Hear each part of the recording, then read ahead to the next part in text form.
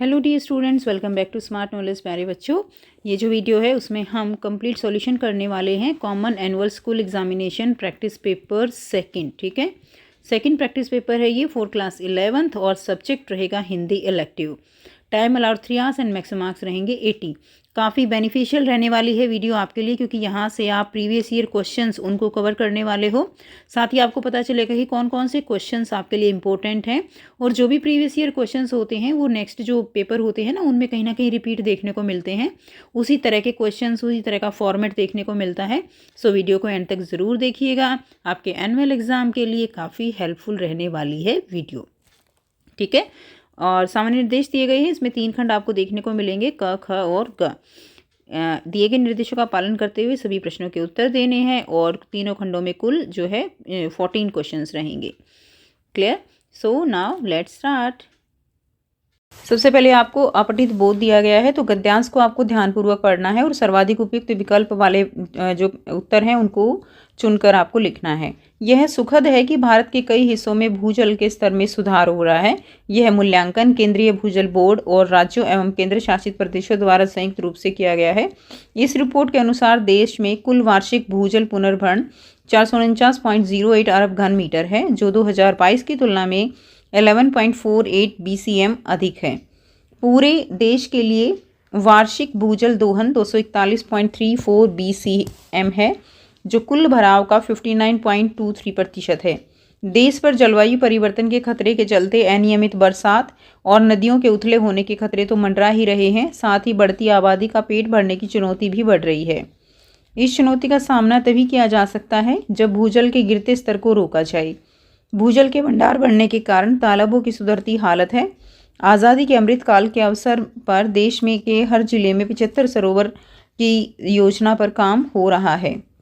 अप्रैल 2022 में प्रारंभ की गई मिशन अमृत सरोवर योजना के अंतर्गत देश में कुल 10,092 स्थानों का चयन किया गया और उनमें से 83,727 पर काम शुरू किया गया। सरकारी आंकड़े बताते हैं कि 68,258 तालाब बनकर भी तैयार हो गए हैं। इनमें सबसे ज़्यादा तालाब कहाँ हैं? उत्तर प्रदेश में हैं। उत्तर प्रदेश में 14,613 तालाब बनकर तैयार हो गए हैं। बिहार में भी 27,717 तालाब बनकर तैयार होने को हैं। उल्लेखनीय है कि केंद्र सरकार के विभागीय पोर्टल पर इस कार्य की जो प्रतिदिन की प्रगति रिपोर्ट है वो डाली जाती है। अब यहाँ पे क्वेश्चन दिए गए हैं, भूजल संसाधन मूल्यांकन रिपोर्ट जो है वो संबंधित है, तो वो किससे संबंधित है? भूजल संसाधन मूल्यांकन रिपोर्ट वो भूजल पुनर्भरण से संबंधित है। ठीक है, नेक्स्ट देखिए, वार्षिक भूजल पुनर्भरण वर्ष 2022 की तुलना में क्या हुआ है? तो वो बढ़ा है। देश पर जलवायु परिवर्तन के खतरे के चलते कौन सा खतरा मंडरा रहा है? तो देश पर जो है वो देखिए, वर्षा की अनियमितता, नदी का उथला होना, ये सब नहीं है। अनियमित वर्षा एवं नदी का उथला होना, ये दोनों ही इसमें आ जाएंगे। नेक्स्ट देखिए, मिशन अमृत सरोवर संबंधित है, तो मिशन अमृत सरोवर किससे संबंधित है? तालाब बनाने से। नेक्स्ट है, भूजल के भंडार बढ़ने के कारण हैं, तो भूजल के भंडार जो है बढ़ने के कारण क्या है? तालाब। नेक्स्ट देखिए, क्वेश्चन नंबर 6 है, निम्नलिखित कथनों को ध्यानपूर्वक पढ़िए और उसके बाद दिए गए विकल्पों में से सही विकल्प का उत्तर जो है वो सही विकल्प चुनकर आपको लिखना है। कथन ए दिया गया है, देश में भूजल के स्तर में सुधार हुआ है और कारण है मिशन अमृत सरोवर योजना के कारण भूजल में सुधार हुआ है। तो इसमें दोनों ही क्या हैं? सही हैं। कथन भी सही है और कारण दोनों ही सही हैं। देश के हर जिले में किस पर काम हो रहा है? देश के हर जिले में किस पर काम हो रहा है? तो तालाब निर्माण पर जो है, तालाब निर्माण पर काम हो रहा है। ठीक है, नेक्स्ट देखिए, प्रगति रिपोर्ट जो है वो क्या होती है? प्रगति रिपोर्ट होती है कि जितना भी कार्य पूर्ण हुआ है उसका विवरण क्या कहलाती है? प्रगति रिपोर्ट कहलाती है। तो ग इसका राइट आंसर हो जाएगा। नेक्स्ट क्वेश्चन है कि गिरते भूजल से क्या समस्या हो सकती है? तो गिरते भूजल से क्या समस्या हो सकती है? गिरते भूजल से होती है पानी की किल्लत। ठीक है, गिरता भूजल का मतलब समस्या जो है क्या हो जाएगी? अगर वाटर लेवल कम हो गया तो पानी की किल्लत का सामना करना पड़ेगा। नेक्स्ट है, गद्यांश का उचित शीर्षक क्या है? तो गद्यांश का उचित शीर्षक है भूजल में सुधार है।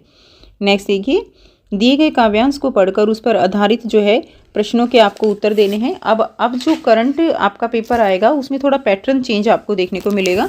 इसमें तो जैसे आपके सारे क्वेश्चंस एमसीक्यूज थे, बट अब जो आपका पेपर आएगा उसमें सारे क्वेश्चन एमसीक्यूज ना आकर कुछ नॉर्मल आपके जो है जिसमें आप आंसर देना है आपको 1 मार्क्स का 2 मार्क का, इस तरह से क्वेश्चन कुछ आपको वो भी देखने को मिलेंगे।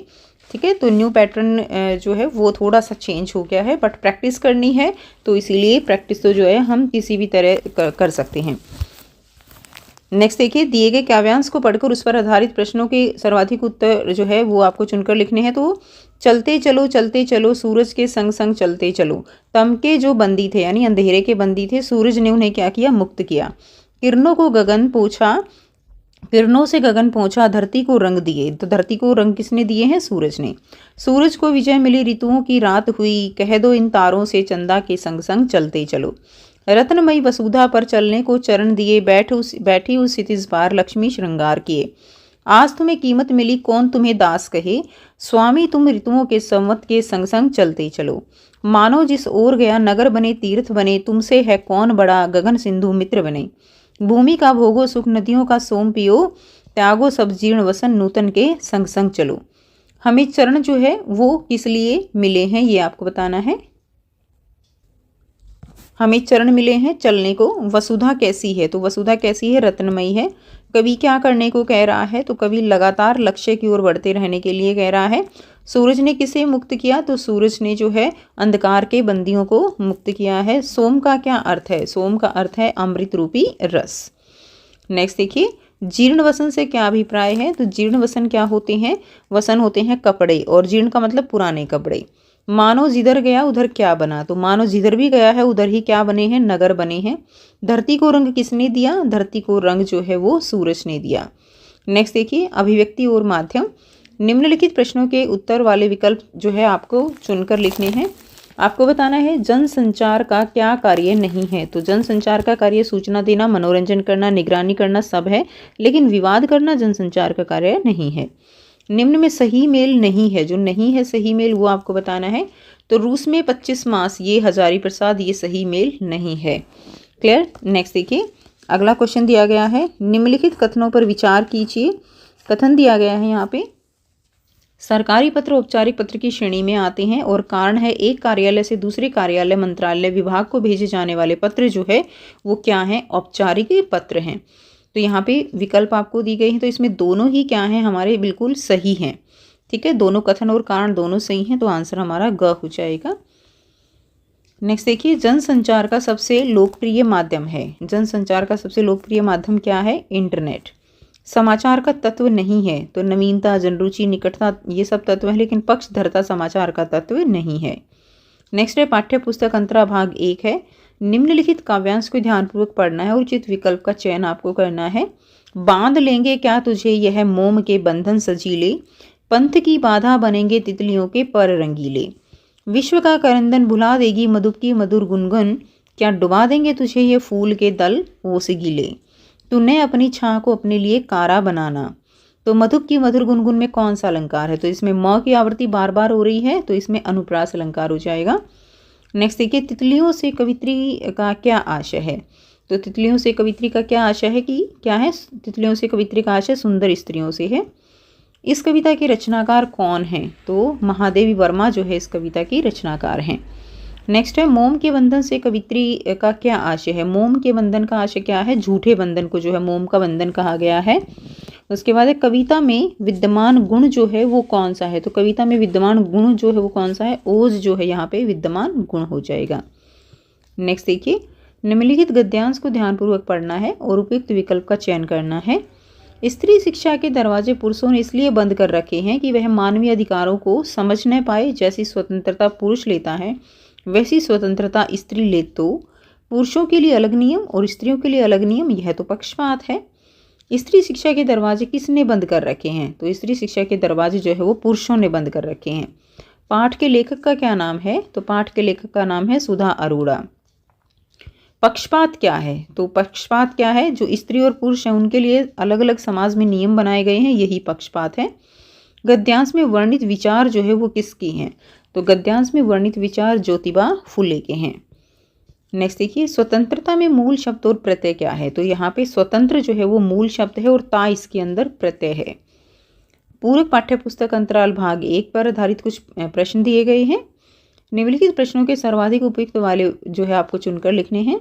लेखक ने कहा अपने दादा से विशेष लगाव था, ठीक है, तो बिल्कुल था। दादा के देहावसान के बाद लेखक उनके कमरे में सोता और उनकी अचकन ओढ़ता, तो ये भी सही है। तो इसमें हमारा आंसर जो है ग हो जाएगा। दोनों ही क्या हैं? सही हैं। लेखक ने 2 अक्टूबर के दिन किसका पोर्ट्रेट बनाया? तो 2 अक्टूबर के दिन गांधी जी का पोर्ट्रेट बनाया।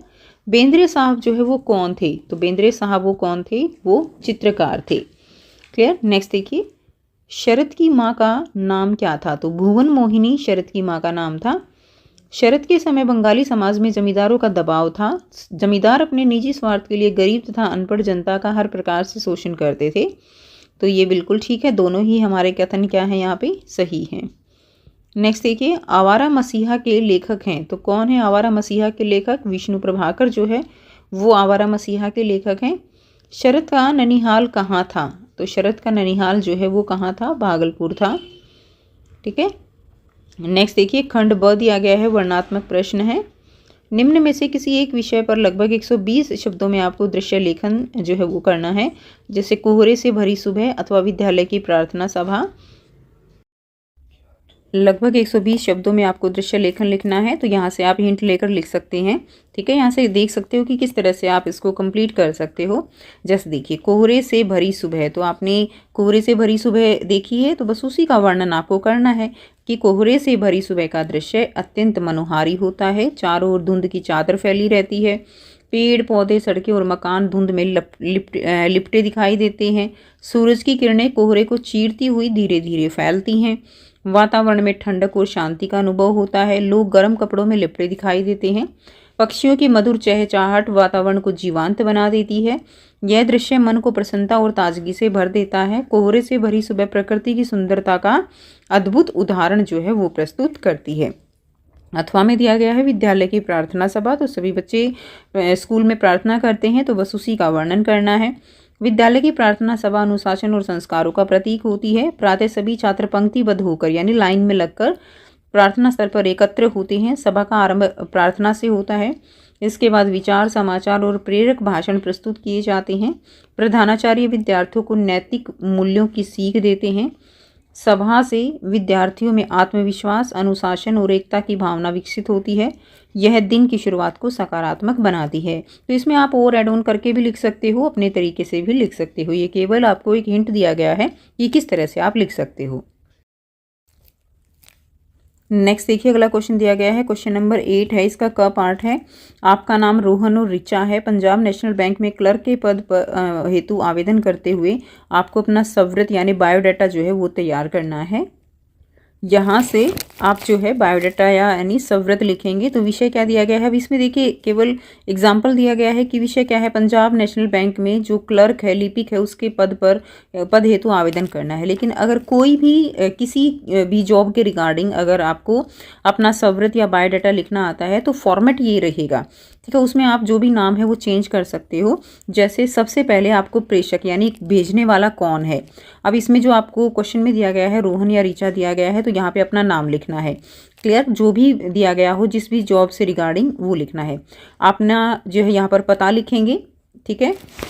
अभी आप लिख सकते हो जैसे क ख ग, इस तरह से नाम लिख सकते हो। अगर कुछ नहीं दिया गया है तो आपका पता हो जाएगा, आपका मोबाइल नंबर हो जाएगा, आपकी ईमेल आईडी हो जाएगी। ये हो गया भेजने के लिए। तो सबसे पहले जो भेज रहा है उसका डाटा आएगा, उसको अपने बारे में लिखना है। उसके बाद देखिए सबसे मेन जो सेकंड पॉइंट पे सबसे ज़्यादा ज़रूरी है वो है दिनांक यानी डेट क्या लिखी जाएगी। क्लियर। उसके बाद डेट का फॉर्मेट भी आपका यही रहेगा 13 जनवरी 2026। इसी तरह से आपको पूरा फॉर्मेट लिखना होता है डेट का। ऐसे स्लैश करके नहीं लिखेंगे, आप इस तरह से लिखिएगा। उसके बाद नेक्स्ट देखिए प्रति है यानी किसको जाना है। तो प्रबंधक महोदय है पंजाब नेशनल बैंक। अब इसमें तो पंजाब नेशनल बैंक दिया हुआ है, लेकिन जिस भी जॉब के रिगार्डिंग आपको देना है उसके अकॉर्डिंग आप इसमें लिखेंगे। उसके बाद बैंक शाखा का पता लिखें, जैसे मुख्य शाखा है नई दिल्ली है, इस तरह से। उसके बाद नेक्स्ट देखिए अगला लिखेंगे विषय। विषय में क्या देना है आपको? पंजाब नेशनल बैंक में लिपिक के पद पर हेतु आवेदन। जो भी क्वेश्चन है वही आ जाएगा, महोदय या महोदया। सविनय निवेदन यह है कि मैं, आपका नाम आ जाएगा, आपके प्रतिष्ठित बैंक में लिपिक के पद हेतु स्वयं को प्रस्तुत करता हूँ या करती हूँ। मुझे इस पद के लिए आवश्यक योग्यताओं और क्षमताओं का अनुभव है और मैं पूर्ण निष्ठा के साथ कार्य करने के लिए प्रतिबद्ध हूँ। मेरा विवरण नीचे दिया गया है।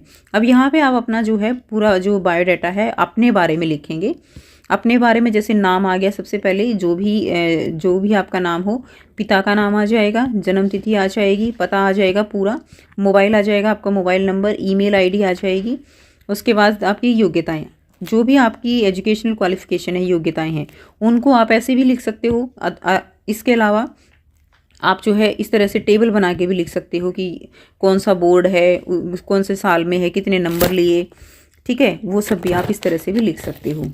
तो कक्षा रहेगी जैसे 10वीं है, मैट्रिक का बोर्ड का नाम लिख देंगे, उत्तीर्ण वर्ष और कितने प्रतिशत अंक मिले। कक्षा 12वीं है, बोर्ड का नाम, इसी तरह से ग्रेजुएशन है, स्नातक, तो विश्वविद्यालय का नाम, उत्तीर्ण वर्ष, प्राप्त अंक। उसके बाद नेक्स्ट देखिए कंप्यूटर का ज्ञान, तो नीचे उसके बाद आप, क्योंकि कोई भी जॉब हो उसमें कंप्यूटर से काम तो मोस्टली जो है होता ही है, तो वो आप इसमें डाल देंगे। MS ऑफिस, वर्ड, एक्सेल, इस तरह से ये फॉर्मेट हर एक में आप जो है एक जैसा रख सकते हो, कोई जो है इसमें इशू नहीं है। उसके बाद देखिए कार्य अनुभव यदि है, जैसे किसी भी बैंक के लिए लिख रहे हो तो बैंक के लिए, अगर कहीं पे आप कंपनी में जॉब के लिए लिख रहे हो तो उसके अकॉर्डिंग अनुभव दिखा दीजिए। अगर आप स्कूल में कोई अपना बायोडाटा दे रहे हैं तो उसके अकॉर्डिंग कि आपने किसी स्कूल में इतने टाइम से वहाँ पर कंप्यूटर की जॉब की है, इस तरह से भी अनुभव दे सकते हो। क्लियर, तो ऐसे भी आप दे सकते हो। पद और अवधि का उल्लेख कर दें, जैसे 6 महीने का अनुभव, इस तरह से आपको लिखना होता है। उसके बाद भाषा ज्ञान है, कोई भी जैसे हिंदी अंग्रेजी तो लिख ही देंगे, अन्य भाषाएं भी लिख सकते हो अगर कोई किसी पर्टिकुलर भाषा का ज्ञान है तो। उसके बाद आप इसको प्रमाणित कर देंगे कि मैं यह स्वृत जो है करती हूँ कि मेरे द्वारा दी गई जानकारी सत्य और प्रमाणिक है। मैं बैंक के नियमों और अनुशासन का पालन करने के लिए तत्पर हूँ। मेरी शैक्षणिक योग्यता और कौशल इस पद के लिए उपयुक्त है। अतः आपसे विनम्र प्रार्थना है कि मेरी उम्मीदवारी पर विचार करें और मुझे सेवा का अवसर प्रदान करें। धन्यवाद सहित भवदीय, ये आपके हस्ताक्षर आ जाएंगे उसके बाद, और नीचे आपका नाम आ जाएगा। जैसे नाम आ गया, ऊपर आपके हस्ताक्षर आ जाएंगे। क्लियर, इस तरह से आप बायोडाटा लिखेंगे। अगला क्वेश्चन दिया गया है, अथवा में आप रवि या रीमा हैं, अपने मोहल्ले के पार्क में हो रहे अवैध निर्माण की शिकायत करते हुए दिल्ली नगर निगम के अध्यक्ष को आपको क्या करना है, शिकायती पत्र लिखना है। यहाँ से आंसर करेंगे, ठीक है। प्रति है अध्यक्ष महोदय, दिल्ली नगर निगम दिल्ली। विषय रहेगा मोहल्ले के पार्क में अवैध निर्माण की शिकायत है। महोदय, सविनय निवेदन है कि हमारे मोहल्ले के पार्क में अवैध निर्माण किया जा रहा है जिससे बच्चों और नागरिकों को असुविधा हो रही है, कृपया उचित कार्रवाई करें। धन्यवाद भवदीय रवि, ठीक है। और भी इसमें कंटेंट आप जोड़ सकते हो। अगला क्वेश्चन है ख, आप दिनेश या गीता हैं, दिनांक 15/2/2024 को आपके विद्यालय में होने वाले वार्षिक उत्सव के लिए कार्य सूची जो है वो आपको तैयार करनी है कि आपके स्कूल में वार्षिक उत्सव एनुअल फंक्शन जो होता है तो उसके लिए कार्य सूची तैयार करनी है। तो आपके स्कूल में भी एनुअल फंक्शन होता है बच्चे, तो वहाँ पे क्या होता है कि इस प्रोग्राम के बाद ये होगा, पूरा सेट किया जाता है कि कब गेस्ट आएंगे, कब उनको जो है लंच करवाना है, कब कौन सा प्रोग्राम आएगा, वो सारा किस तरह से अरेंज किया जाता है, वो कार्यसूची आपको यहाँ पर तैयार करनी है। तो विद्यालय जो है आपके विद्यालय का वार्षिक उत्सव दिनांक आप इसमें लिख देंगे, और उसके बाद देखिए दिनांक अपने अकॉर्डिंग लिख लेंगे। समय है सुबह 9 बजे से। कार्यसूची किस तरह से रहेगी, 9 से 9:15 तक ध्वजारोहण और राष्ट्रीय गान रहेगा। 9:15 से 9:30 तक प्रधानाचार्य का स्वागत, भाषण और वार्षिक उत्सव का महत्व हो जाएगा। 9:30 से 10:30 बजे तक जो है 9:30 से 10:30 बजे तक सांस्कृतिक कार्यक्रम, विभिन्न कक्षाओं के छात्रों द्वारा नृत्य, गीत, वाद्य यंत्रों की प्रस्तुति रहेगी। 10:30 से 11:30 बजे तक विज्ञान प्रदर्शनी और चित्रकला प्रतियोगिता। 11:30 से 12:30 तक मुख्य अतिथि का संबोधन और प्रेरणादायक भाषण। 12:30 से 1:30 बजे तक जो है दोपहर का भोजन रहेगा। 1:30 से 2:30 बजे तक पुरस्कार वितरण समारोह रहेगा, ठीक है। जो भी शैक्षणिक और सह पाठ्यक्रम गतिविधियां रहती हैं उनका सम्मान किया जाता है। 2:30 से 3 बजे धन्यवाद ज्ञापन और उत्सव का समापन रहेगा। तो ये एक केवल फॉर्मेट दिया गया है कि किस तरह से आपको लिखना है। इसको आप अपने अकॉर्डिंग जो है चेंज करके अपने तरीके से भी लिख सकते हो। अगला क्वेश्चन है, आप रमेश और रीना हैं, आपने मोहल्ले में आयोजित किए गए वृक्षारोपण महोत्सव के लिए एक प्रेस विज्ञप्ति आपको तैयार करनी है कि आप किस तरह से जो प्रोग्राम हुआ है उसको अगर प्रेस में देना है तो कैसे आप लिख के देंगे। यहाँ से आंसर करेंगे। शीर्षक आप लिख देंगे हमारे मोहल्ले में वृक्षारोपण महोत्सव का सफल आयोजन। स्थान का नाम दे देंगे, जैसे इसमें दिया गया है शांति नगर जयपुर। दिनांक आप लिख देंगे। हमारे मोहल्ले शांति नगर में पर्यावरण संरक्षण के उद्देश्य से दिनांक 12 जनवरी 2026 को वृक्षारोपण महोत्सव का भव्य आयोजन किया गया। इस कार्यक्रम का आयोजन मोहल्ला विकास समिति के सहयोग से किया गया, जिसमें बच्चों, युवाओं और बुजुर्गों तथा स्थानीय नागरिकों ने उत्साहपूर्वक भाग लिया। कार्यक्रम के अंतर्गत नीम, पीपल, अमलतास, गुलमोहर आदि के 100 पौधे लगाए गए। मुख्य अतिथि ने वृक्षों के महत्व पर प्रकाश डालते हुए वृक्ष जीवन का आधार हैं और हमें इनके संरक्षण का संकल्प लेना चाहिए। बच्चों ने पर्यावरण संरक्षण पर नारे लगाए और पौधों की देखभाल का वचन दिया। यह महोत्सव न केवल पर्यावरण के प्रति जागरूकता फैलाने में सफल रहा, बल्कि लोगों को प्रकृति से जोड़ने का भी एक सार्थक प्रयास जो है वो सिद्ध हुआ। क्लियर? तो जारी करता है रमेश रीना और मोहल्ले का नाम आप लिख सकते हो। नेक्स्ट क्वेश्चन दिया गया है क्वेश्चन नंबर 9। निम्नलिखित प्रश्नों के उत्तर लगभग 40 शब्दों में लिखने हैं। संपादन के सिद्धांत स्पष्ट कीजिए। सेकंड है पत्रकारिता के विभिन्न प्रकारों का उल्लेख कीजिए। आंसर रहेगा संपादन का सिद्धांत क्या रहेगा? संपादन का सिद्धांत यह है कि किसी समाचार या लेख की भाषा को शुद्ध, सरल और स्पष्ट और प्रभावशाली बनाया जाए। इसमें अनावश्यक शब्द हटाए जाते हैं तथा तथ्यात्मक त्रुटियों को सुधारा जाता है, ताकि पाठक तक सही और सार्थक क्या पहुंच सके, सूचना पहुंच सके। पत्रकारिता के विभिन्न प्रकारों का उल्लेख आपको करना है। तो देखिए पत्रकारिता के क्या हो जाएंगे व्याख्या सहित। तो पत्रकारिता के प्रमुख इस प्रकार रहेंगे। तो प्रिंट पत्रकारिता जैसे समाचार पत्र है, पत्रिकाएं हैं। इलेक्ट्रॉनिक पत्रकारिता में रेडियो टेलीविज़न की बात करेंगे। डिजिटल पत्रकारिता क्या होती है, जैसे वेबसाइट है, सोशल मीडिया है, ये डिजिटल पत्रकारिता है। तथा खोजी पत्रकारिता जो छिपे तथ्यों को उजागर करती है। ये सभी अलग अलग प्रकार हो जाएंगे। अगला क्वेश्चन देखिए, क्वेश्चन नंबर 10 है। निम्न में से किन्हीं 2 प्रश्नों के उत्तर दीजिए। पहला है दरबार समयी में किस प्रकार के वातावरण का वर्णन किया गया है? आंसर रहेगा दरबार सभा में भव्य, गंभीर और राजसी वातावरण का वर्णन किया गया है। वहाँ अनुशासन, शासक की सत्ता, वैभव और जो दरबारियों की औपचारिकता जो है वो स्पष्ट दिखाई देती है, जिससे शासन की शक्ति और प्रभाव का बोध होता है। सेकंड है बालम आओ हमारे गे कविता में कवि किसका आह्वान कर रहा है और क्यों? तो इस कविता में कवि अपने प्रिय का आह्वान कर रहा है। वह प्रेम, आत्मीयता और मिलन की भावना से प्रेरित होकर प्रिय को अपने घर आने का आग्रह करता है, जिससे उसका जीवन आनंद और पूर्णता से भर जाए। ठीक है, नेक्स्ट देखिए। अगला है गद्य के माध्यम से हंसते हुए कविता किस व्यवस्था की ओर इशारा कर रही है? तो हंसते हुए कविता समाज की विषम और अन्यायपूर्ण व्यवस्था की ओर संकेत करती है। इसमें दिखाया गया है कि मनुष्य बाहरी रूप से हंसता है, पर भीतर से पीड़ा और संघर्ष से ग्रसित होता है। नेक्स्ट देखिए, क्वेश्चन नंबर 11 है। इसमें आपको दिखाया गया है, इसमें क्या करना है, निम्नलिखित में से एक काव्यांश की आपको सप्रसंग व्याख्या करनी है। तो काव्यांश जो है उसकी सप्रसंग आप प्रसंग लिखेंगे, उसमें जो भी आप विशेष जो तथ्य हैं वो सब देकर आप इसमें एक प्रॉपर फॉर्मेट के साथ काव्यांश की सप्रसंग व्याख्या कर देंगे।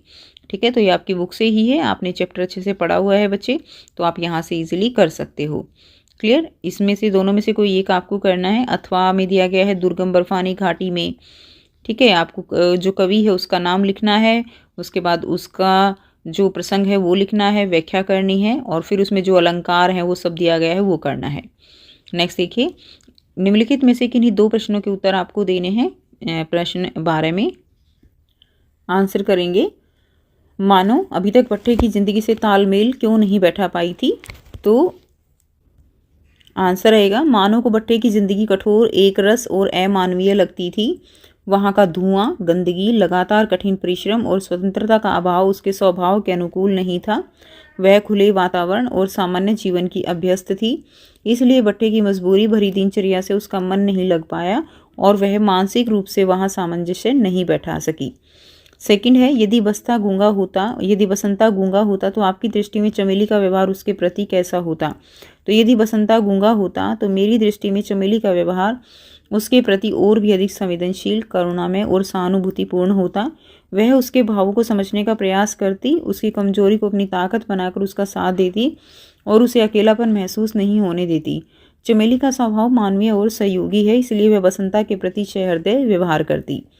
नेक्स्ट है 5 साल बाद दोनों दोस्तों की मुलाकात कहाँ और कैसे हुई? तो 5 साल बाद दोनों दोस्तों की मुलाकात शहर की एक सड़क पर हुई। एक दोस्त टॉर्च बनाने का काम कर रहा था, तभी अचानक दोनों की नज़रें एक दूसरे से मिली। पहले तो वो एक दूसरे की पहचान नहीं पाए, लेकिन बातचीत के दौरान पुरानी बातें याद आई और दोनों ने एक दूसरे को पहचान लिया। यह मुलाकात संयोगवश हुई और दोनों के बीते संघर्षपूर्ण जीवन की यादें ताज़ा हो गई। नेक्स्ट देखिए क्वेश्चन नंबर 13 है, निम्नलिखित गद्यांश में एक किस्सा प्रसंग व्याख्या कीजिए। तो इसमें आपको गद्यांश दिया गया है, आपकी बुक से ही लिया गया है, तो इसमें आपको सप्रसंग यहाँ पर व्याख्या करनी है। उसी तरह प्रसंग लिख देंगे, जो लेखक है उसका नाम ज़रूरी है लिखना और कौन से चैप्टर से लिया गया है, उसके बाद उसकी प्रसंग लिख देंगे, व्याख्या लिख देंगे और लास्ट में अगर कुछ इसमें आपको कोई इम्पोर्टेंट जो विशेष होता है वो लिखना है तो आप उसके तौर पर सबसे नीचे जो है वो लिख देंगे। क्लियर। उसके बाद देखिए नेक्स्ट क्वेश्चन नंबर 14 दिया गया है, निम्नलिखित में से एक प्रश्न का उत्तर लगभग 60 शब्दों में आपको लिखना है। तो ये 2 क्वेश्चन आपको दिए गए हैं।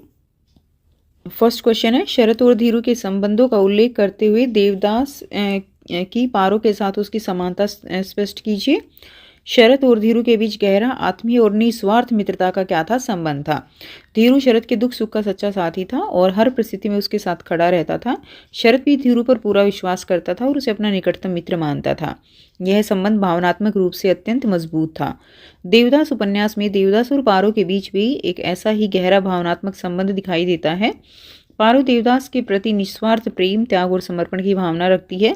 जैसे पारो देवदास के सुख दुख में सदैव साथ देती है, वैसे ही धीरू शरत के जीवन में भी एक सहारा बनकर उपस्थित रहता है। इस प्रकार शरत धीरू का संबंध पारो के देवदास के प्रति प्रेम और समर्पण से मिलता जुलता प्रतीत होता है। अगला क्वेश्चन है, हुसैन की कहानी अपनी जबानी पाठ में हमें किस बात के लिए प्रेरित करता है, स्पष्ट करें।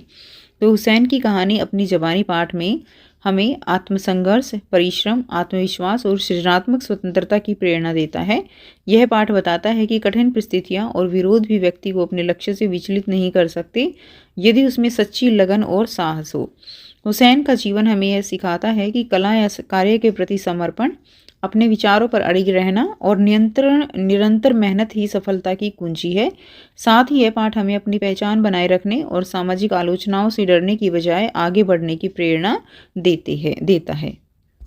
तो ये था कंप्लीट पेपर। आई होप सारे क्वेश्चंस आप सब बच्चों को क्लियर हैं। अगर वीडियो अच्छी लगी तो एक छोटा सा लाइक जो है ज़रूर कीजिए। अगर आपको जो पेपर हैं, प्रीवियस ईयर पेपर हैं, ये बेनिफिशियल लगते हैं तो आप जो है चैनल को ज़रूर से सब्सक्राइब कर लीजिए और जो वीडियो है उसको अपने फ्रेंड्स के साथ भी शेयर कीजिए।